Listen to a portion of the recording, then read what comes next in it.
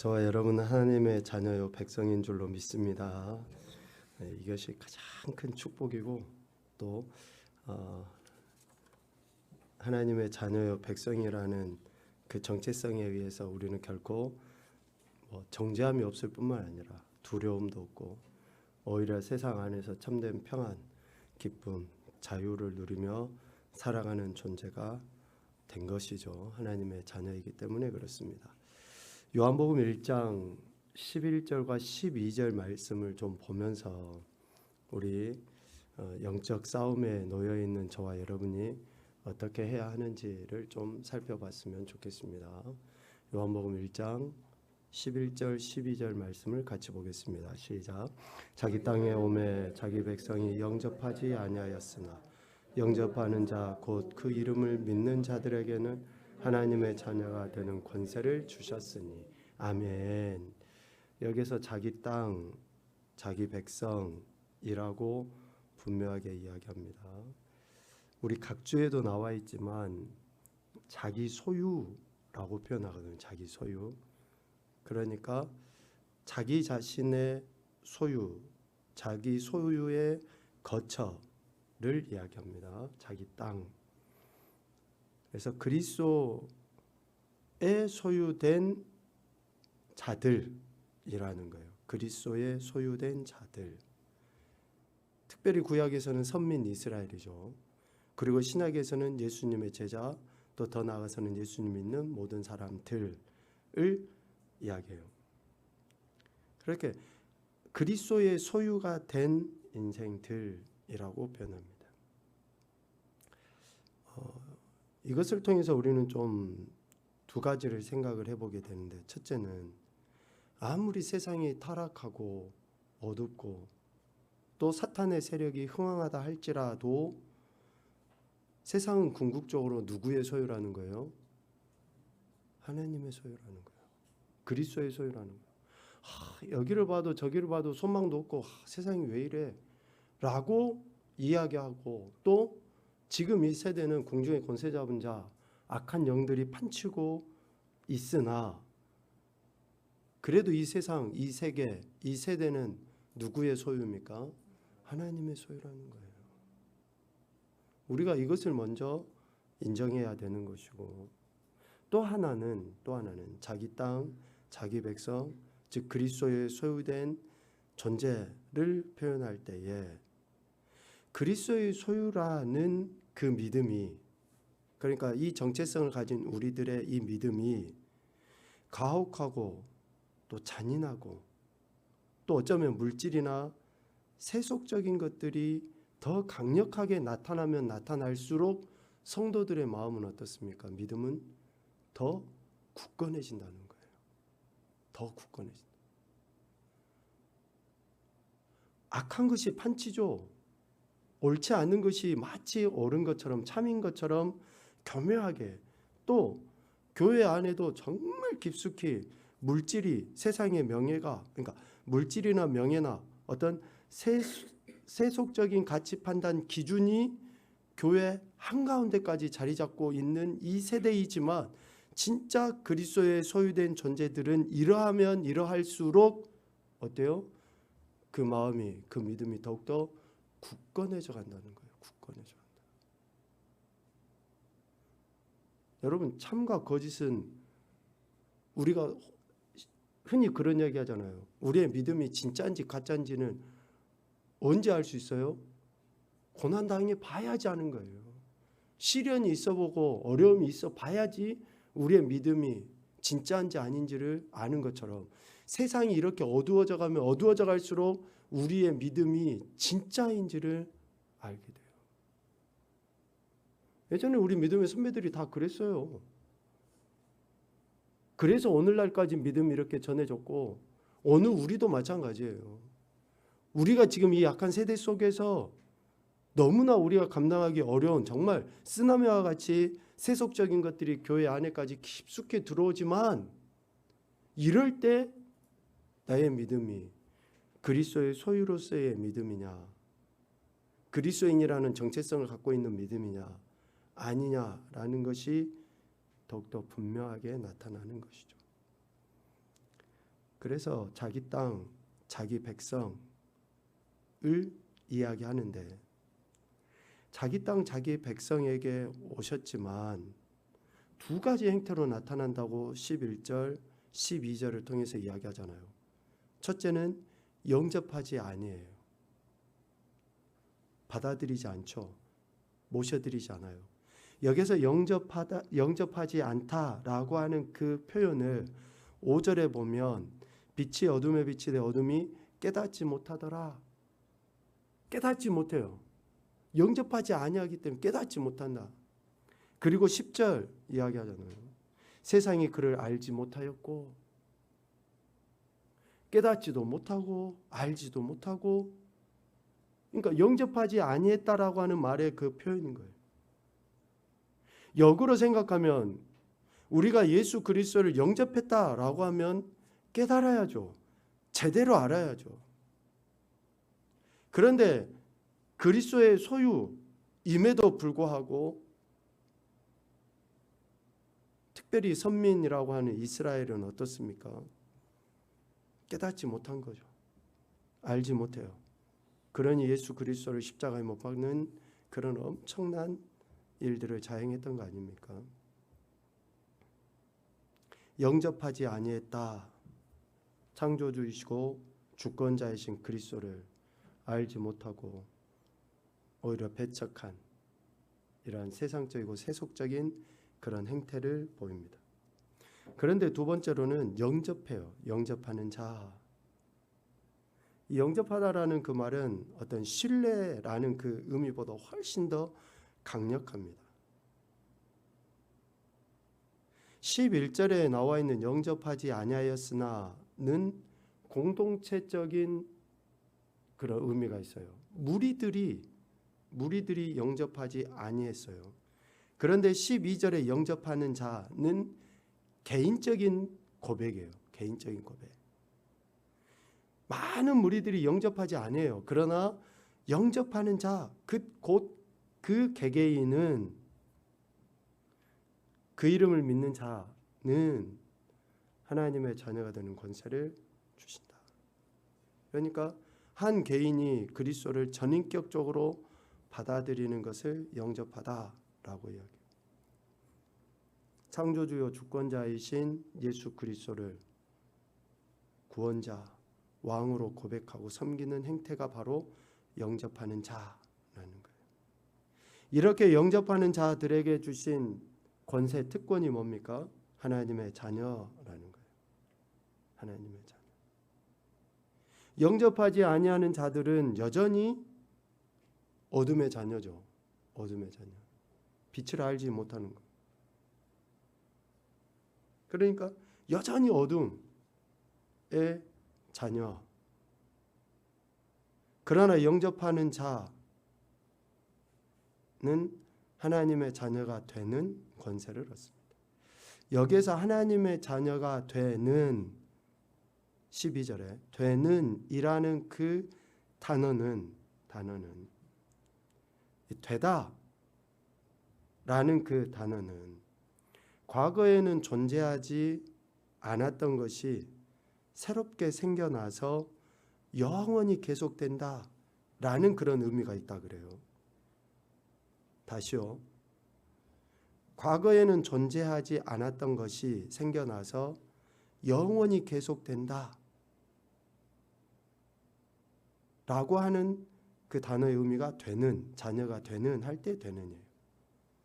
그러니까 지금까지 이스라엘은 하나님의 백성이었어요.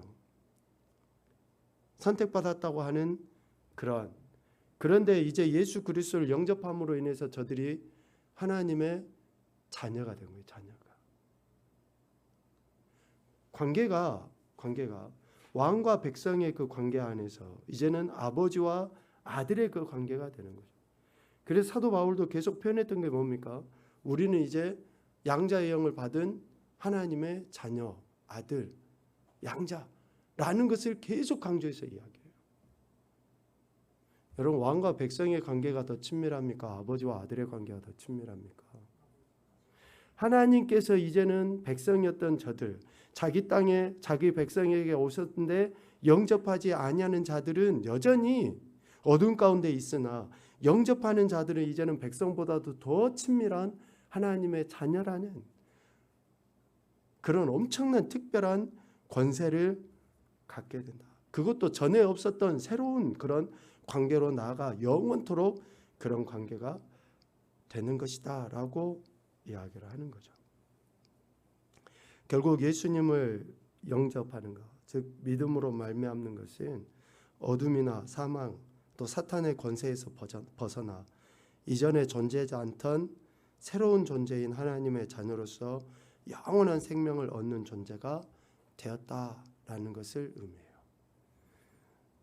여러분 믿습니까?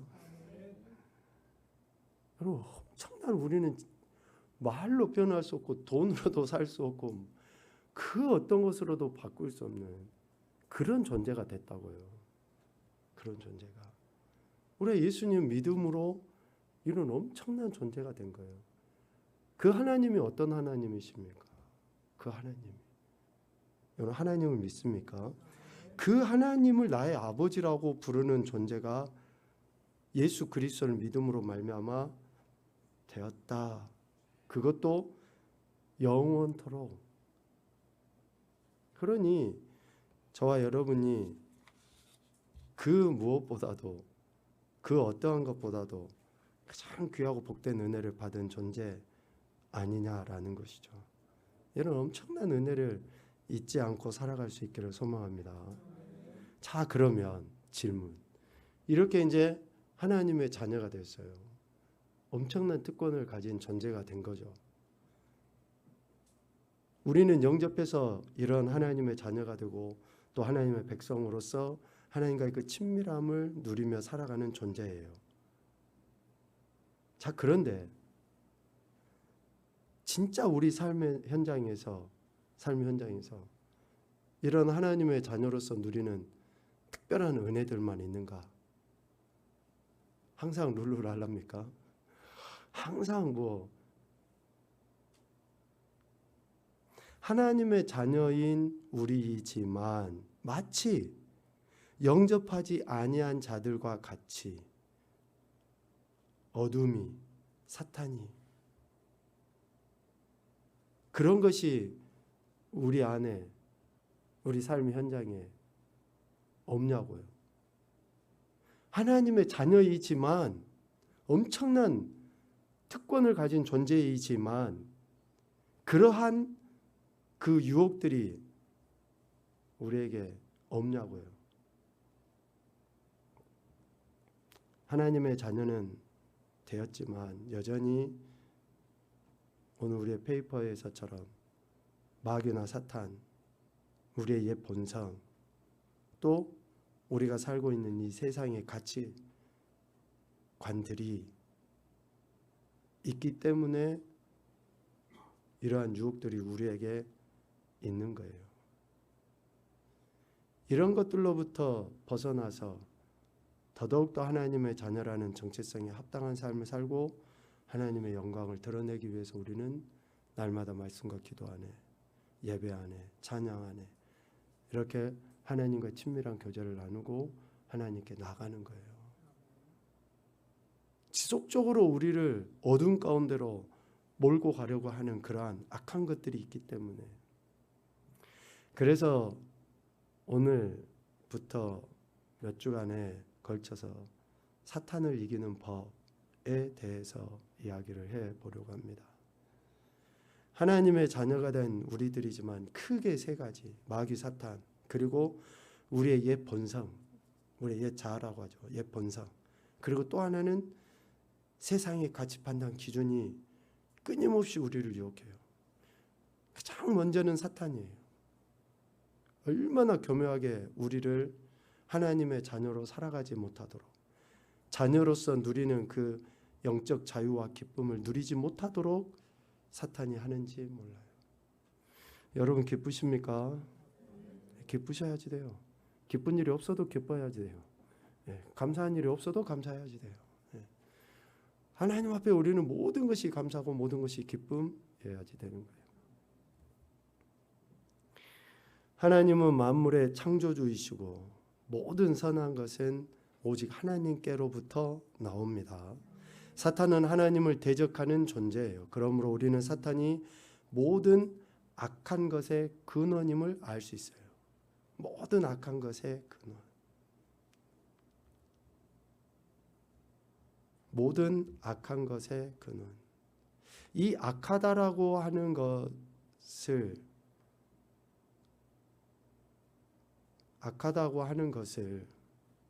모든 영역에 적용하는 것은 조금 위험합니다. 선과 악으로 구분하는 이분법적인 사고는 매우 위험해요. 당연히 선과 악이 있고 빛이 있고 어둠이 있는 거 맞습니다. 그런데 모든 것을 악하다라고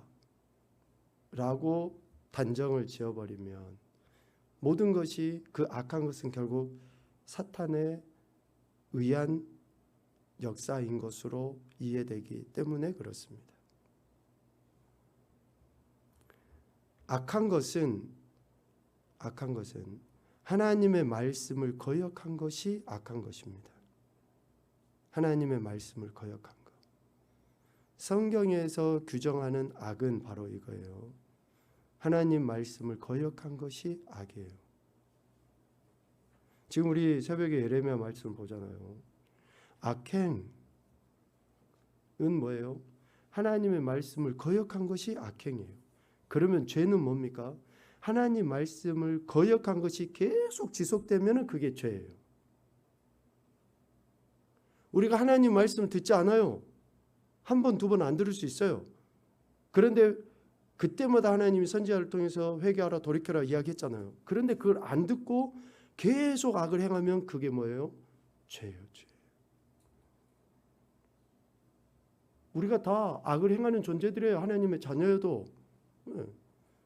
저와 여러분이 늘 하나님 말씀에 아멘 아멘 하고 따라가는 건 아니잖아요.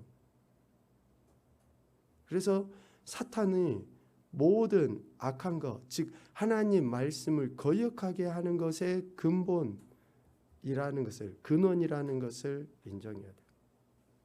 그러니까 우리가 자가 진단할 수 있잖아요. 내가 하나님 말씀을 외면시하고 하나님 말씀을 알매도 불구하고 순종하지 않으려고 하는 것들.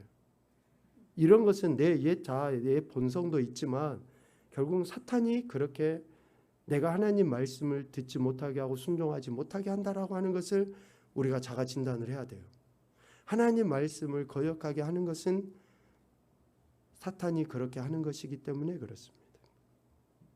오늘 우리가 읽은 요한복음 8장 44절의 이야기예요. 사탄이 마귀가 어떠한 존재인가? 진리가 없는 거짓이라고 이야기하고, 그리고 처음부터 살인한 자라고 이야기해요. 그래서 예수님은 마귀에 대해서 살인한 자요 거짓말쟁이다 라고 표현하셨어요. 살인한 자요 거짓말쟁이다. 가장 우리 인간의 그 악의 시작과 마지막은 살인과 거짓말입니다. 영적인 살인, 육적인 살인, 이러한 일들을 마귀는 그렇게 해요. 그러니까 거짓말에 대해서 성경에서는 매우 심도 깊게 이야기하는데 마지막 불못에 빠지는 자들이 누굽니까? 거짓말쟁이에요. 거짓은 결코, 그래서 마귀는 거짓이거든요. 그래서 우리 아이들도 그렇고 우리 어른도 그렇고 작은 거짓말 하나라도 해서는 안 되고, 거짓말 할 수 있어요. 그럼 또 즉각 회개를 해야 됩니다. 거짓말은 또 다른 거짓말을 낳고 또 다른 거짓말을 낳고 감당할 수 없는 거짓말을 낳게 됩니다.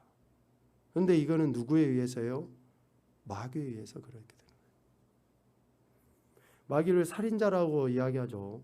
살인자는 사람에게서 무엇을 뺏어갑니까? 생명을 뺏어가요. 생명.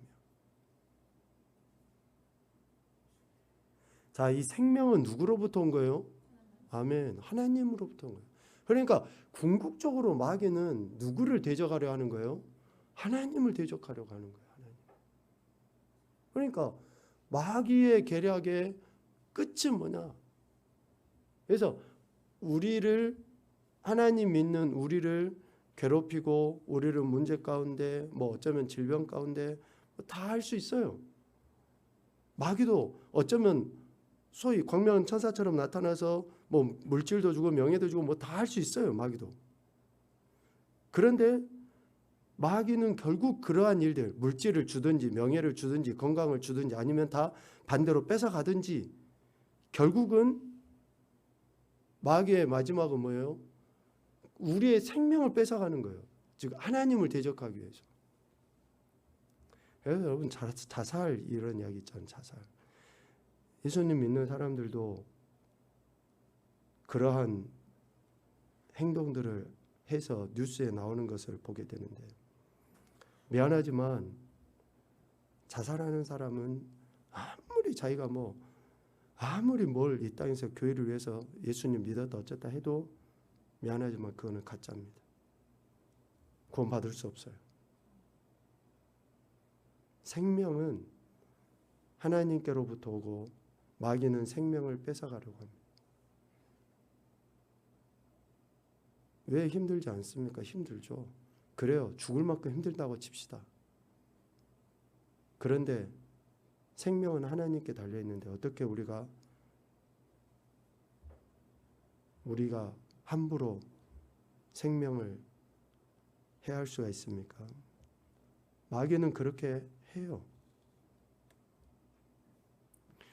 마귀는 가끔 우리의 육신적 생명을 빼앗아 가기를 원하기도 하지만 그보다는 우리에게 새 생명을 앗아가는 데 더 큰 관심을 가지고 있습니다. 에덴 동산에서 마귀는 우리의 조상 아담과 하와를 유혹하여 하나님과 교제할 수 있는 그들의 영적 생명을 뺏어갔죠. 그래서 사탄은 처음부터 살인자였어요. 살인자. 세상이 시작되자마자 처음부터 살인자였습니다.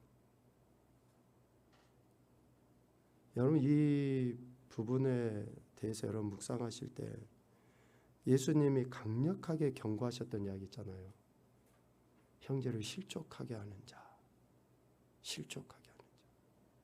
내 신앙과 내 삶의 태도, 내가 예수를 믿는다고 하면서 혹여나 다른 형제들에 대해서 믿음이 연약한 자들에게 실족해 하는 것은 매우 주의해야 됩니다. 내 말과 행동, 내 신앙의 어쩌면 태도나 기준으로 인해서 형제를 실족시키는 것은 여러분 매우 주의해야 돼요. 예수님께서 뭐라고 이야기하십니까? 실족해 하는 자는 차라리 연자맷돌을 목에 메고 바다에 빠져 죽어버려라는 거예요. 아니 왜 예수님이 강력하게 그렇게까지 이야기하십니까? 실족하게 하는 거, 영적인 생명을 잃게 만드는 그 일은 도저히 용납하거나 용서하실 수 없다라는 거예요. 그래서 우리의 말 한마디라도, 우리의 행동 하나라도, 흔히 그런 이야기들 많이 하잖아요. 내 말과 내 행동이 사탄의 도구, 마귀의 도구가 안 됐으면 좋겠다. 너무 지당하고 당연한 말이에요. 내가 누군가에게 이렇게 상처를 주고 실족하게 하고 권위를 대적하고 악한 것들을 행하는 그런 것으로 인해서 실족하게 하는 그런 일들이 일어나지 않도록. 왜? 사탄은 그 일, 마귀는 그 일을 하는 존재거든요. 그래서 여러분 우리가 정말로 하나님 말씀에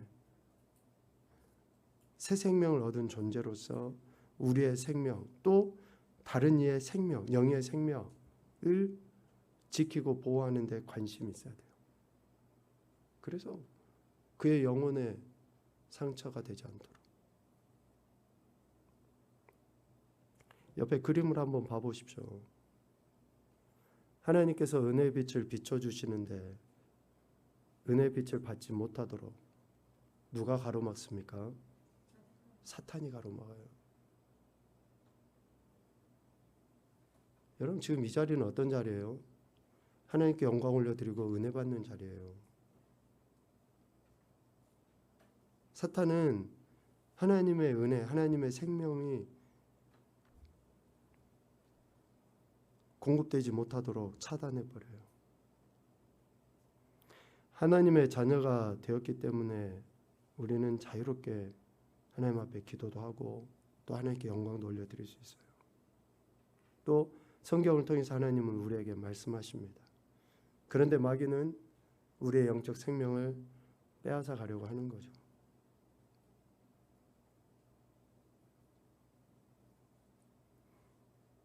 우리를 늘 시험하고 그리스도인으로서 우리의 삶을 망쳐놓으려고 늘 사단은 하는 거예요.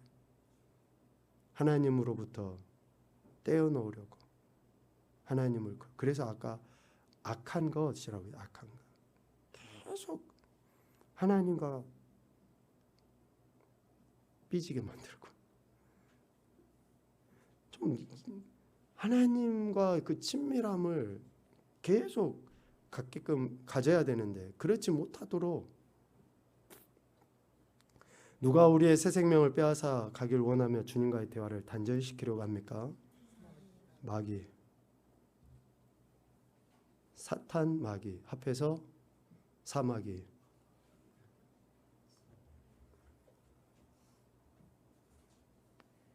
아니에요? 사탄, 마귀 합해서 사마귀잖아요. 그것이 꼭. 근데 우리가 사마귀 좋아하는 사람 별로 없잖아요, 실은. 그렇다고요. 사탄, 마귀가 끊임없이 예찬아 열심히 잘 배워놔. 나중에 너도 목회자 되면 또 이런 얘기를 좀 할 수 있어야 돼. 아재 개그를. 사탄 마귀는 끊임없이 우리가 하나님과 교제 나누고 앞서 요한복음 1장에서 이야기하는 것처럼 자녀의 그 특권을 누리지 못하도록. 여러분 육적인 그 부모와 자식 간의 관계도 그렇잖아요.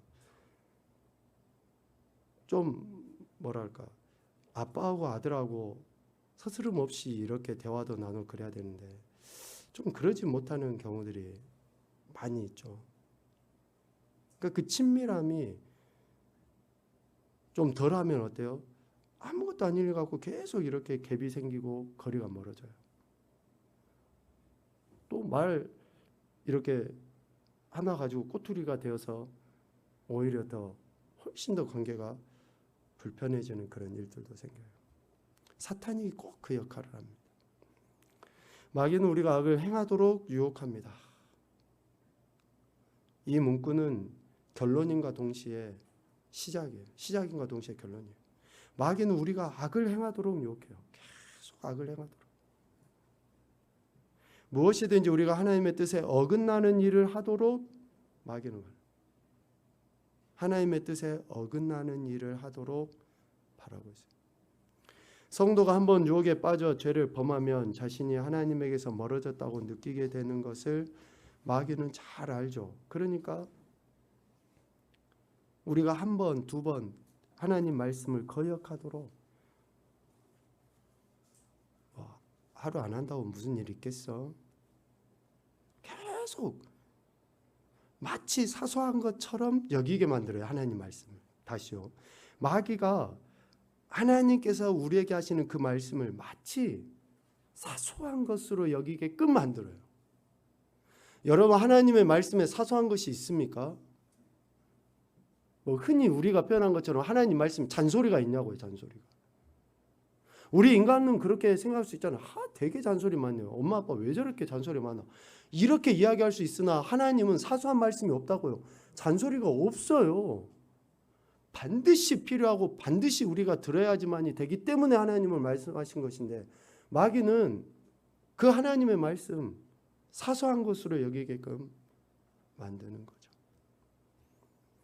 우리가 마귀의 유혹에 넘어가면 하나님과 우리의 관계는 어떻게 됩니까?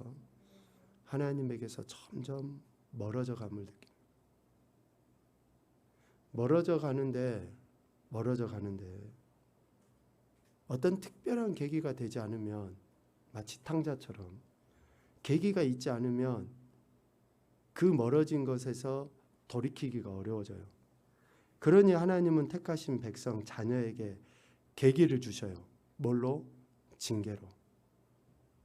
징계를 통해서 계기를 마련해 주시는 거예요. 그럴 때 깨닫고 돌이키면 자녀의 지위, 자녀로서의 그 특권을 또 누리게 돼요. 탕자를 봐보십시오. 가서 허랑방탕하게 막 지내다가 남의 집 종살이하고 돼지 쥐엄열매 얻어먹고 막 정말 비참한 인생, 그런 고난, 어려움을 딱 당하니까 그때서야 이제 아버지 사랑을 깨닫게 되는 거예요.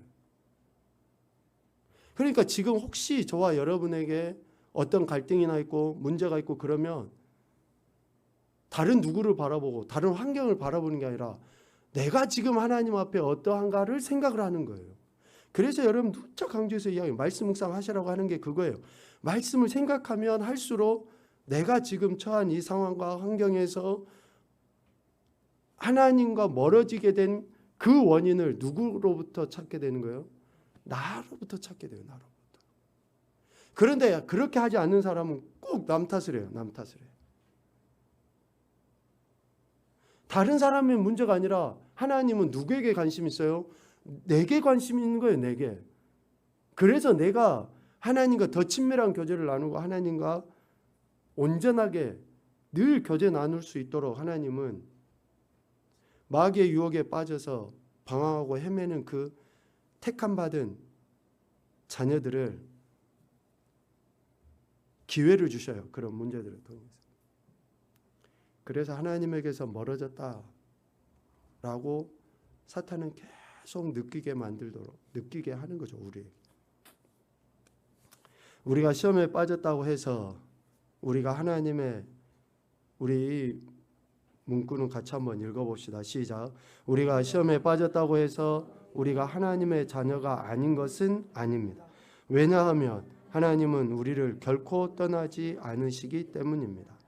여러분의 아들이나 딸이 여러분에게 반항한다고 해서 여러분은 그들을 자녀 아니라고 여기십니까? 예. 여러분 예입니까? 이 저놈 새끼 호적에서 파, 저거 절대 내 새끼 아니야. 그러지 못하잖아요. 하나님은 이사야 선지자를 통해서도 이야기하잖아요. 우리는 혹시 자식을 잊을 수 있다니까요. 근데 하나님은 그렇게 안 하신다고 그러셨잖아요. 우리는 혹시 잊을지라도 하나님 아버지는 결코 그렇지 않으신다는 거예요. 비록 우리가 마귀의 시험에 빠져 죄를 짓더라도 여전히 우리는 하나님의 자녀입니다. 그래서 여러분 꼭 기억하시고, 우리가 하나님의 자녀라는 그 정체성, 금반지가 있다고 칩시다. 아니면 다이아몬드 반지가 있다고 칩시다. 흙이 묻고 더러운 것이 묻고 때문에 좀 찌그러졌어요. 그렇다고 그게 금반지가 아니고 다이아몬드 반지가 아닙니까? 가치는 똑같아요. 지금 보기에는 막 더러운 것 같고 그러지만 그 가치는 똑같습니다. 그래서 하나님께서는 오늘 우리에게도 하나님의 자녀라는 그 정체성 기억하고 사탄의 유혹을 멀리하여 하나님과 친밀한 교제 교통을 나누며 살도록 이 시간에도 우리에게 귀한 말씀을 주신 줄로 믿습니다. 날마다 주님과 동행하시며 자녀된 그 특권을 누리시고 아버지 하나님께 영광 올려드리시는 귀한 인생들이 되시기를 주님의 이름으로 축복합니다. 아멘. 사랑.